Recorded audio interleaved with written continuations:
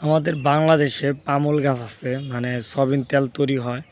ওই যে পিটা দেখতেছেন, আপনারা বাগানটা দেখতেছেন, ওই বাগানে সয়াবিন গাছ আছে, মানে পামল।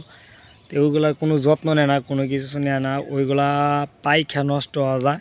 আমি আপনাদের বিকেল টাইমে, এখন আমাদের টাইম হয়ে গেছে, তো বিকেল টাইমে আমি ওই দিক যাইরা আপনাদের দেখাবো ওই সাইডে। মানে এই গাছটাগুলো যে তাও 10-12টা গাছ আছে, যদি যত্ন নেয় এবং ই করে, ওন থেকে না হলে আরে কিছু তেল পাওয়া যাবে, তেলের জিনিস পাওয়া যাবে। তো দেখেন বাগানটা, ওই যে পামুলের গাছের ইয়েও দেখা গেছে। আর ওই যে লোক পার হইতেছে রাস্তা, এই সাইডে রাস্তা, ওই রাস্তা দেয়া ওই সাইডে যায়।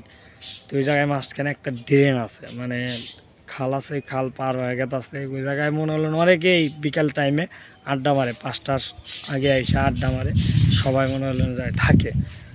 তো বিকাল টাইমে আমি আপনাদের ওই জায়গায় নিয়ে যাই, ভিডিও করে আমি এটা পোস্ট করবো, দেখে নেবেন। দেখেন ওই জায়গায় এত সুন্দর সুন্দর ফল, কোয়ার মতো না, ওরা পাইকার রয়েছে।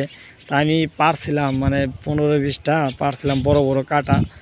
তো ওইগুলো নিয়ে আমি গেছিলাম। তো আমি একজন বলতেছে কয়ের ভিতরে যা আছে ওটা খাওয়া যায়।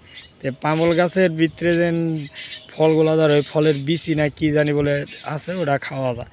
তো দেখি আবার যাবো, যাহেরা পারবো দেখাবো আপনাদের।